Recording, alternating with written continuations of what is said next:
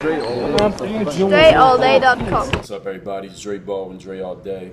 We're gonna look back at a few clips from the Game 2 between the Washington Wizards and Chicago Bulls. But I think in general, what's happening here, we already know the Chicago Bulls struggle offensively, similar to the Pacers. They're a great defensive team, they struggle on offense. The Wizards' strength, they have actually pretty good firepower offensively. Nene is playing excellent.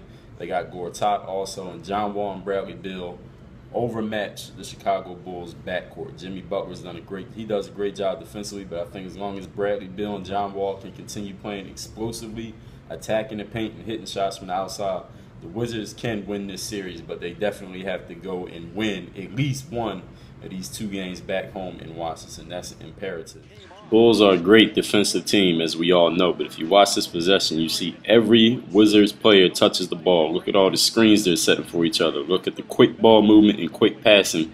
You do this to any defense, you're going to get an open look. You get Brad Beal open for a 3, you know what time it is. We all know Bradley Beal's a scorer. You let scorers get good looks and easy buckets, they're going to start hitting tough looks and tough buckets. Jimmy Butler is a great defender, one of the best in the league, but you see here how he kind of hesitates on committing to stopping the ball, and that's what happens.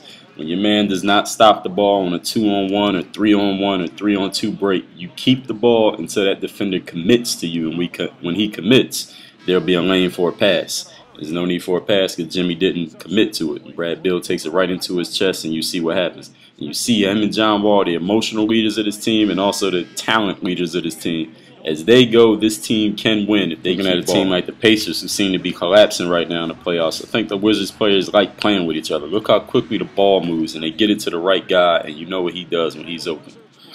The Chicago Bulls not a team you see lose battles for loose balls too often. These guys usually get a loose ball. When there's a ball on the floor, they're usually the ones who get it. But you see Brad Beal fighting through 3 guys to get that loose ball. And look how quickly that ball moves, and they get it to the right guy, and you already know what it is when Brad Beal's open. He killed the Bulls in Game 2.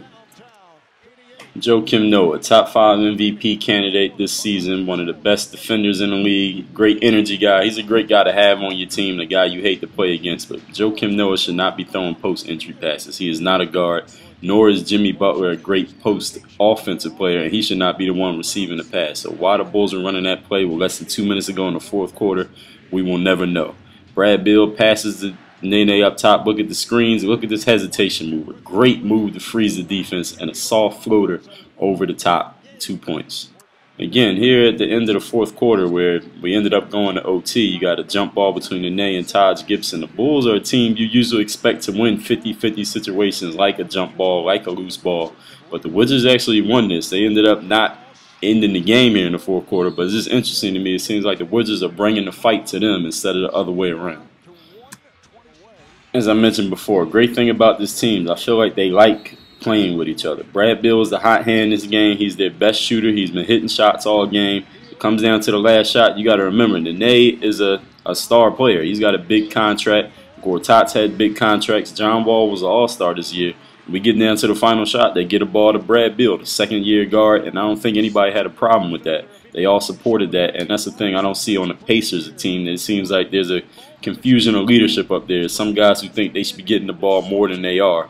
Several guys, actually. But I think this Wizards team really like playing together, and that matters, especially when you're in a hostile environment and a tough team like Chicago. Again, as we scramble around on this play, Kirk Hinrich missing inside off a good challenge by Nene, who kind of starts standing around at that point. He just stood there and watched the rest of that play.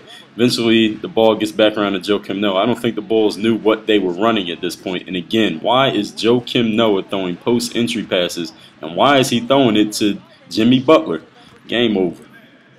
In conclusion, as far as this series go, it would definitely be exciting to see the Wizards win this series. I'm not saying that they're going to win it yet. They got to win these games at home to finish out this series. It would be a sweep if they win it, if they finish out by winning these 2 games. I think they got to get at least one and then have the Bulls backs up against the wall before they go back to Chicago if they let the Bulls come in here and steal one.